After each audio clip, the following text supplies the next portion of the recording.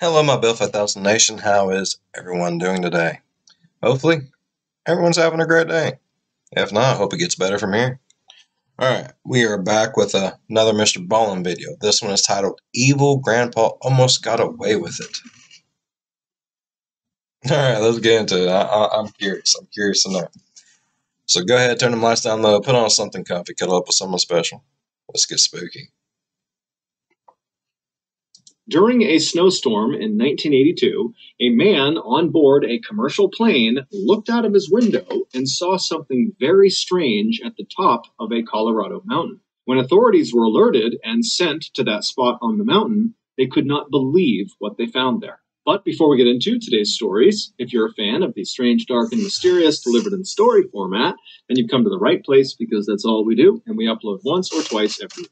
He did say someone looked out of a plane and seen something on a mountain. Week. So, if that's of interest to you, please invite the like button to participate in your nice casual. The like button to participate in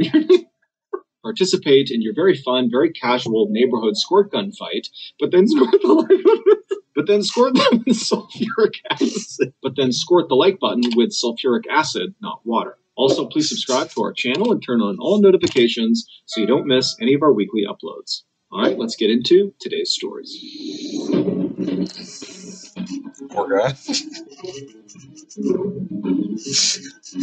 Let's go into it. In 2018, a 56-year-old father of four named Tayyab Suyami was living in a quiet, modest town in New Jersey called Little Ferry. Tayyab had moved to the United States from Africa back in 1996, and after getting settled in New Jersey, he had landed a job as an accountant for a food importing company. At first, Tayyab's salary had been enough to provide for the family, but as his family grew, his salary just wasn't enough, and money became a real problem. Ain't that how it always happens, though? Yeah. More money, more problems. And so eventually, Tayyab's wife also got a full-time job, but even then, with two full-time working adults, the family had to stay on a very strict budget just to make ends meet. And that year... How big is the family? Like... In 2018, one of Tayyab's daughters was getting ready to go to college, and so Tayyab was forced to refinance his mortgage just to make the initial payments on his child's college bills. But despite his financial struggles, Tayyab did not let it bother him. He was an eternal optimist who fundamentally believed that in the end, everything would just work itself out. On May 1st of that year... I like that. Excuse me. I do. I like that. I like that. I'm a firm believer. Everything works itself out, and it has to. You know what I mean? It all comes out in the wash, however way you want to put it. Eventually,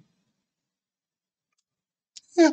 Tayyab was on his way home from work when his wife called him and asked if he would swing by the grocery store and pick up some orange juice. So Tayyab stopped at the ShopRite grocery store in Hackensack, New Jersey, which was only a couple miles north of Little Ferry where they lived.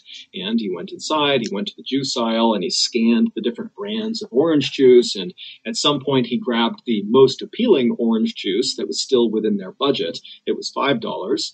He takes the juice, he goes to the front of the store, he pays for it, he goes outside, he hops in his car, and he heads home. When he pulls into his driveway, he gets out, he goes into the house, he goes right into the kitchen where his wife was, and he proudly set the orange juice down on the kitchen table, expecting a thank you from his wife. But his wife turned around and she looked at the orange juice and she saw the brand he had purchased, and she immediately said, "How much did you pay for that?" And Tayyab said, $5. And she said, "Well, you got to take it back because I know that brand is on sale for $2.50 at the grocery store right down the road. So go return this one." And so Tayyab was totally annoyed because he just got home from work. He thought he had done a good deed and now he's in trouble. And so he decided, you know what? I'm not going to fight her on this. He just walked over, grabbed the $5 orange juice, and he went back outside, hopped in his car, and took off. A few minutes later, he arrived at the Hackensack, New Jersey ShopRite. He went inside. I hate to say it, but I've been there. I've been there. And he went straight to the customer service desk where there was a teenager behind the counter, and Taeb walked over to them and he handed them the juice along with his receipt, and he asked for a refund. And so while Taeb is standing there letting this cashier complete the transaction, he looked behind the cashier at the wall, and there was this sign that totally piqued his interest. And so he's staring at the sign, and then finally the teenage cashier, he finishes the transaction, and he reaches out across the counter with Taeb's $5. And Taeb, he reaches out and he takes the $5, but then he pauses for a second. And he's kind of looking up at the sign, and he's thinking about what he should do. And he knows that if he does this, if he does what the sign is telling him to do, he's going to get in trouble with his wife, because this is the exact opposite of what he was sent out to do. But Taeb just couldn't help it, and he takes the $5 and he proceeds to hand it right back to the cashier, and he tells the cashier what he wants him to do with it. And so a couple minutes later, Taeb leaves the ShopRite with no juice, with no $5, but 2 small slips of paper in his back pocket. And so Taeb hops in his car and he drives to the grocery store that's right down the road from their house. He goes inside and he gets the on sale $2.50 bottle of orange juice. And then he goes back into his car, he drives home, he goes in the kitchen and he sets the juice on the counter and tells his wife, yep, I got the right one, $2.50. And he's just hoping the whole time that she has not checked the bank account and has not discovered what he had really been doing while he was out, because he had actually spent more money on the second trip than the first time. But apparently his wife had not checked the account yet, and she just thanked him for being willing to go out and get the better deal. And so Taeb very happily left the kitchen, and he spent the rest of the night watching TV and hanging out with his family. And then early the next morning, Taeb got up, and he decided, you know what? I need to do something to curry some favor with my wife, because she's going to learn what I did with the refund money pretty soon. And so he decided he would just go out and do a bunch of yard work that day, right in front of his wife, to make sure she really saw that he was doing some good stuff. And so he goes outside, he opens up the garage, and he's about to pull the lawnmower out when he notices his car is really dirty. And so he decides, you know what, I'm going to go wash my car first and then come back and cut the grass and do some other things. And so he goes inside and he tells his wife what his plan is. And she says, okay, I'll see you in a little bit when you come back from the car wash. And then Taeb went back outside, he hopped in his car, and he left. As he was driving to the car wash, he made a pit stop at a small store that was set back off the road. And so he goes inside and he goes right to the back of this little store where there's this strange machine that looks like an ATM, and it has a screen on it with text scrolling across it. And at the bottom, there was an opening where a barcode scanner was kind of projecting down. And so Taeb walks up to this machine and he reaches into his back pocket and he pulls out those 2 slips of paper he had got from the grocery store cashier the night before. And he puts the first one under the scanner, and then he reads the text that appears on the screen of this machine. And after reading it, he kind of shrugs his shoulders and puts that piece of paper back in his pocket. And then the second slip of paper he puts into the scanner. And then when he reads the words that pop up on the screen, he thinks there's been a mistake, because all it says is "see receptionist." And so he rescans the second slip of paper to see if something different will happen. But sure enough, again, it just says "see receptionist." And so he pulls the second slip of paper out of the scanner. He turns around and he walks to the front of the store and he hands the paper to the woman behind the counter. Over an hour later. I don't know.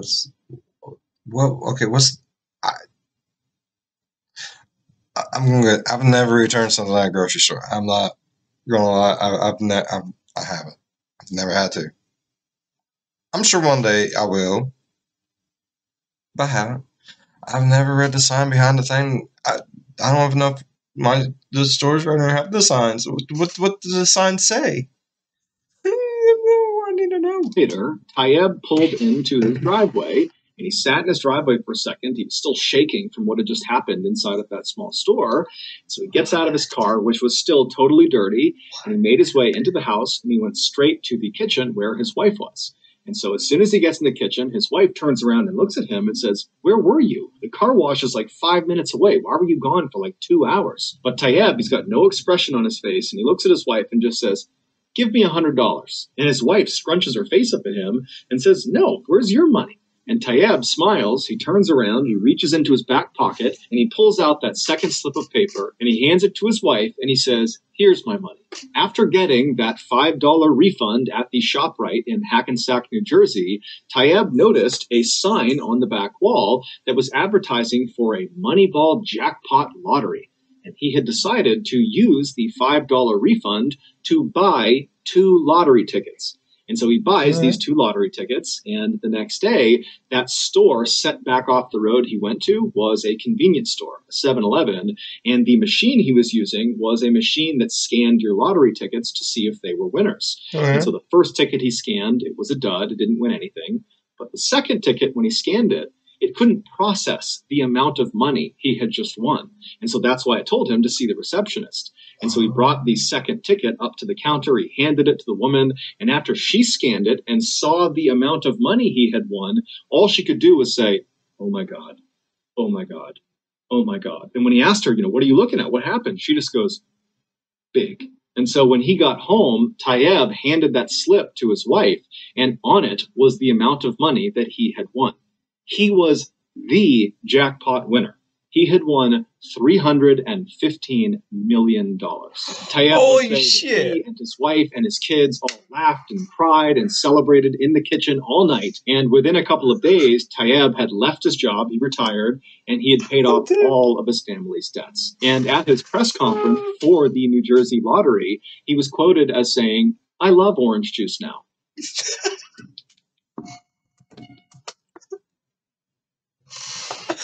Oh my God. I like that one. Holy shit.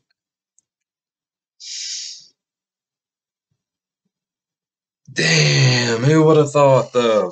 Woo! I like that. Okay. Goosebumps. In 2012, someone went on Reddit and asked people to share their personal glitch in the Matrix stories. A glitch in the Matrix story is any story where something totally unusual happens that doesn't have a logical explanation. So these are true stories, or at least purported to be true. They're first-hand accounts, and they're very popular on Reddit. And so this particular query on Reddit got very popular. It went totally viral. And so there were thousands and thousands of stories commented down below. So lots of people gave their glitch in the Matrix story. Now, the top comments, so the top stories that were given, were really, really interesting. But by far, the best response, the best glitch in the Matrix story, got no attention at all. It was buried at the bottom of 14,000 plus comments. This story, which was written by a person who just went by Sarah X11, should have gone completely viral. It should have been the top comment by far. But for whatever reason, it wasn't. And so now, 10 years later, no one really knows about it. While we don't know for sure if Sarah X11's story is true, as it is just an unverified first-hand account, what we do know is that this was the first story that Sarah X11 had ever posted to Reddit about glitches in the Matrix. The majority of her Reddit activity consisted of liking cute pictures of cats and dogs. So this person, this user, was not on Reddit for clout. Also, when Sarah X11 posted her story in this Reddit thread, there were already thousands and thousands of comments posted. So if they were trying to get recognized through this story, they chose the worst post to do it on. If you want to get recognized in a comment section and be a top comment, typically you have to be one of the very first comments after this thing gets posted. And so she's posting after thousands and thousands of people have done this. So in my mind, it seems like this post by Sarah X11, this story, has got to be true. And even if it isn't true, it's one of the coolest stories I've come across on the internet that is guaranteed to give you goosebumps. Let's do it. Okay, here we go. Okay.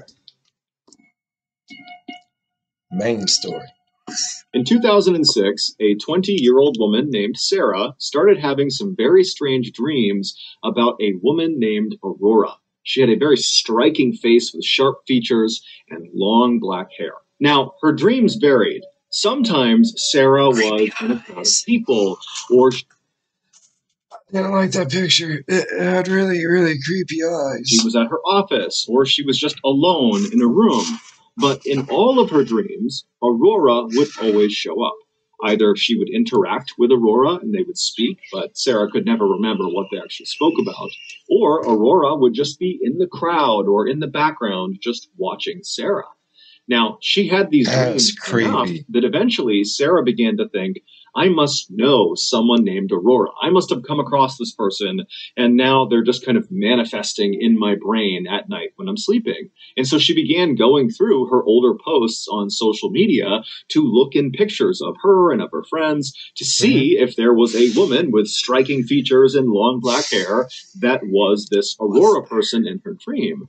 But after looking through hundreds and hundreds of pictures, she couldn't find any indication that she had met this person, at least not according to her social media. And so Sarah began just going on Google and typing in Aurora, long black hair, striking features. Has anybody dreamed about this? To see if there were people talking about having this type of dream on the internet. But she had no luck.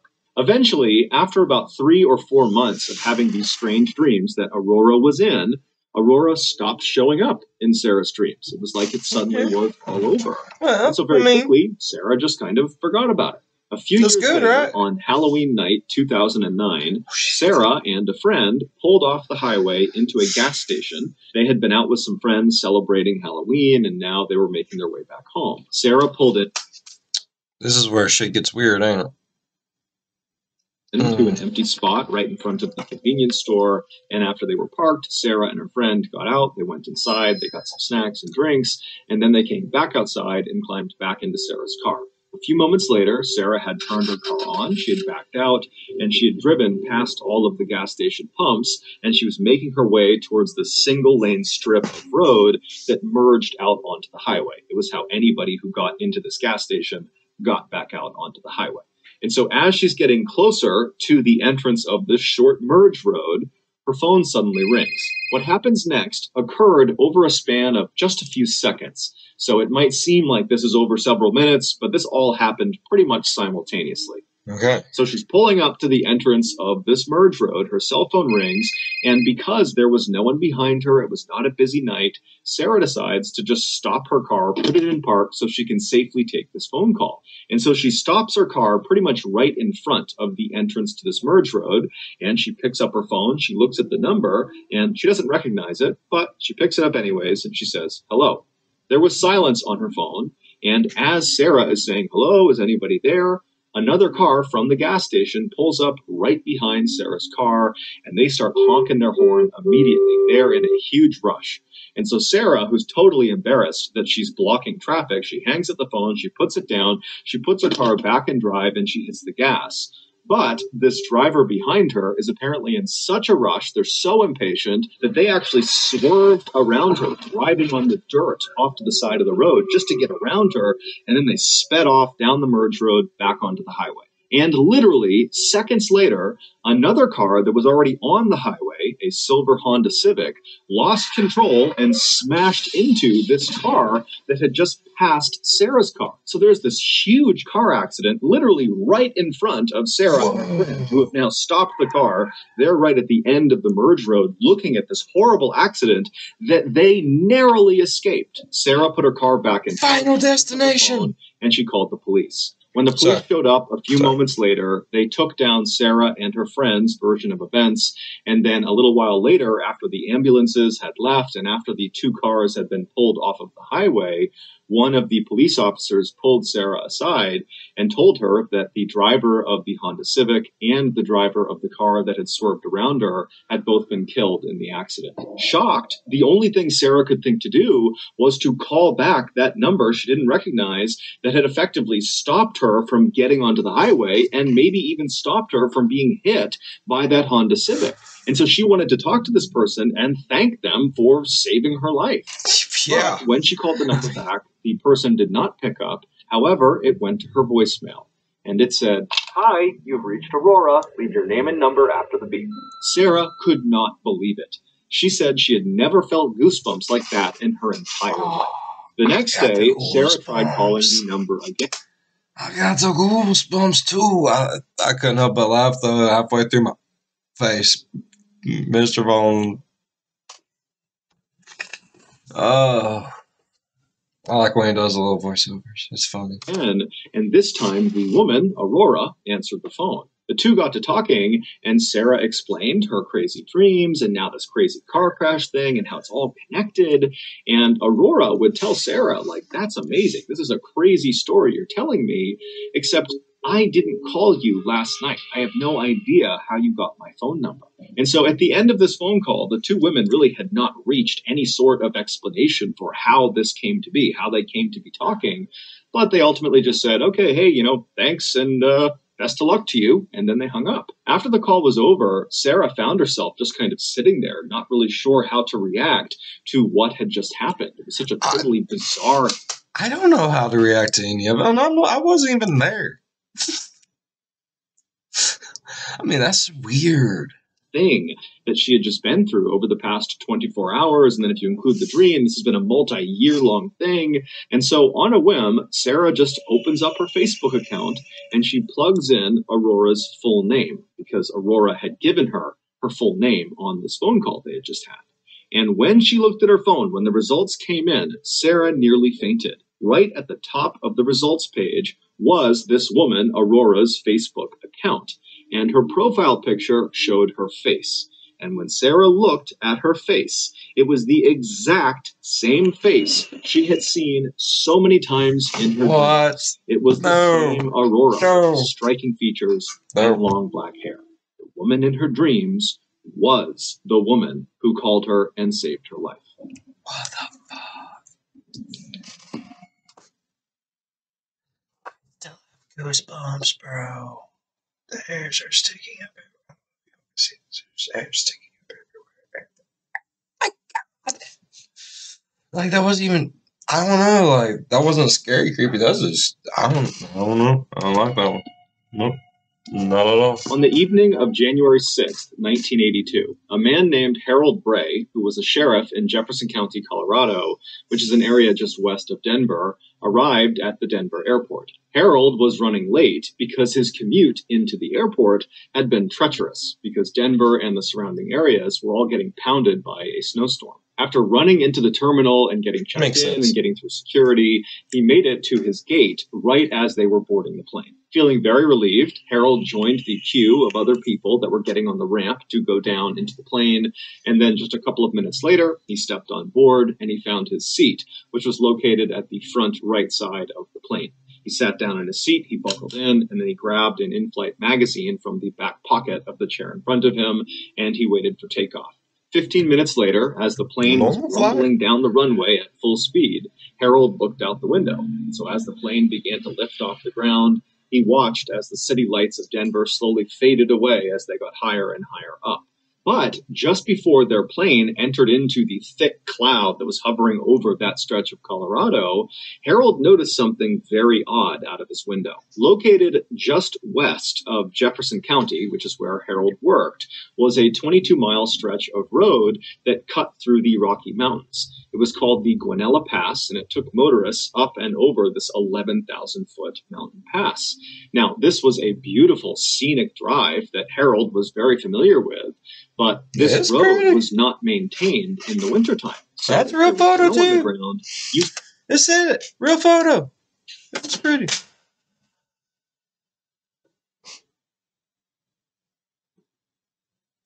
I have no damn clue what the hell that was. I am scared shitless and I'm not looking behind me.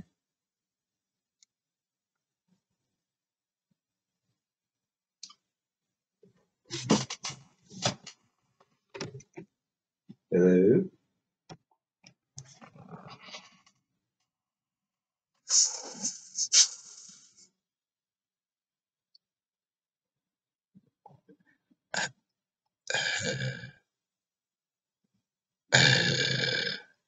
I would say if this one doesn't come out, call 911, but if this one don't come out, how are you supposed to know call 911?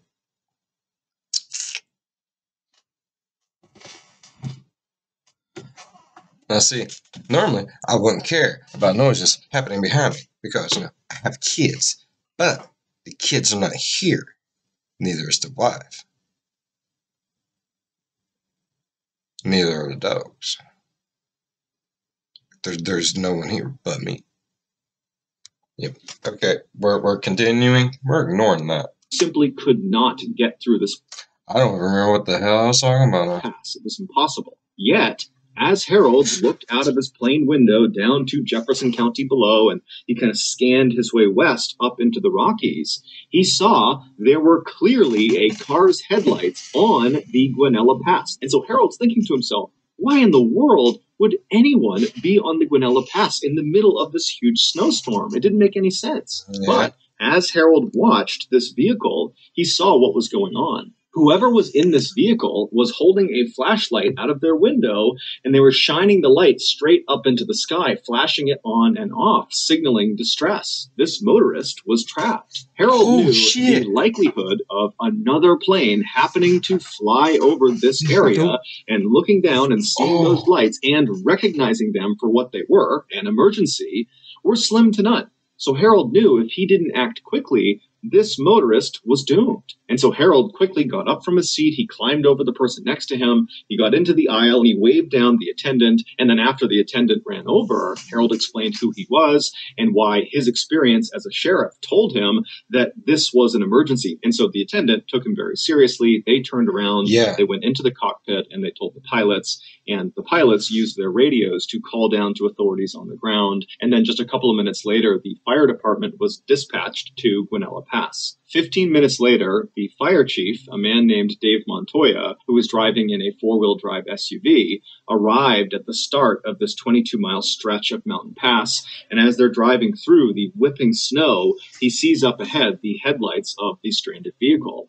And so he drives right up alongside this vehicle, which was a small pickup truck that had clearly slid off the road and gotten stuck in a big snowbank. And so Dave, he parks his SUV, he hops out, and he rushes over to the driver's side window of this vehicle. And inside was a terrified-looking 30-year-old man named Alan Phillips, who was a mechanic who lived in the Denver area. Now, at the time, it was the middle of the night. It's negative 22 degrees Fahrenheit outside. The winds are whipping. The snow is coming down. And Alan only had on a light jacket and some jeans and a small blanket wrapped around him. So had Harold not spotted his flashlight SOS signal from the plane, it's almost guaranteed that Alan would have died that night from hypothermia.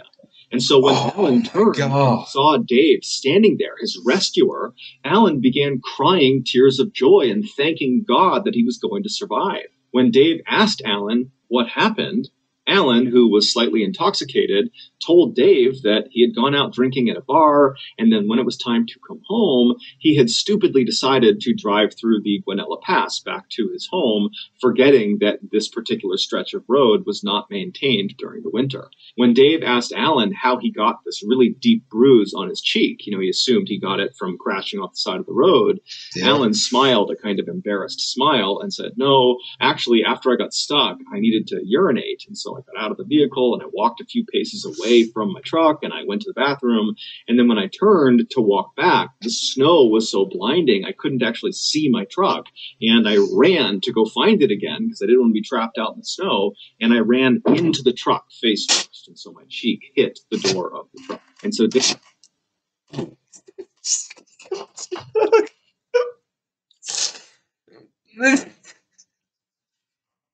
Dave, he just smiled and said, Alan, you are one lucky man. Over the next few days, local newspapers in Colorado and some national newspapers ran headlines about the miracle at Guanella Pass. However, as it would turn out, that headline would not age well. 38 years later, in 2020, it was discovered that Alan had lied to Dave about why he was in Guanella Pass. The truth was, earlier in the evening that Alan would eventually get stuck, he had murdered two hitchhikers near Breckenridge, Colorado, roughly 50 miles from the Guanella Pass. Both of these murders had gone cold, but in late 2020, DNA evidence connected Alan to both cases. Several hours before Alan got rescued, he picked up 22-year-old Annette Schnee, who was hitchhiking, and after she got into his truck, it's believed he held her at gunpoint and then put zip-tie handcuffs on her wrists, and then we don't really know what happened next, but at some point that night, Annette was taken out of the vehicle and led into the woods, and she was shot in the back, and she was left face down in a stream. A couple of hours after he killed Annette, Alan picked up Another hitchhiker, 29-year-old Barbara Oberholtz. The sad thing is, I hate to say it, but he probably did. He should have died. They should have let him freeze to death. I'm sorry.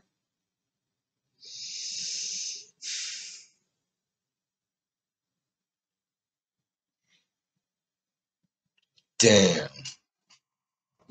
And when she got into his truck, it's believed he did the same thing. He held her at gunpoint and put her in zip-tie handcuffs. However, Barbara was able to break out of her restraints. It's believed she struck Alan in the cheek, which is why he got that deep bruise on his cheek. And then she leapt out of his car and started running. But Alan got out, chased her down, and shot her in the chest, killing her. And then he dumped her body off the side of this cliff down into the snowbank below. So the only reason Alan got stuck in Guanella Pass is because he was attempting to flee the area where he committed these murders. And he likely just didn't understand how dangerous this pass was. And so shortly after turning onto it, his truck slid off the road and he got stuck. In February of 2021, Alan, who was 70 years old at the time and still living in the Denver area, was finally arrested for these two murders, and he is currently awaiting trial. Assuming he did it, that Alan killed these two women, we don't know what his motivations were. It's or how many more he killed. And we also don't know if there are potentially other victims. So that's going to do it. If you got something out of today's episode and you have the caption on said potentially one of many. That's horrible. I kind of wish they wouldn't have found him. Piece of shit. Sorry. Yeah, no. That's just how I feel. Oh my god. And to think the other two people probably felt so great about saving that man's life. Like, I saved a life today. Like, hell yeah. To come to find out I saved a murderer of two young women who probably did more than just murder. I mean, let's be honest. Well, the first story was amazing though, and just kind of went to shit after that.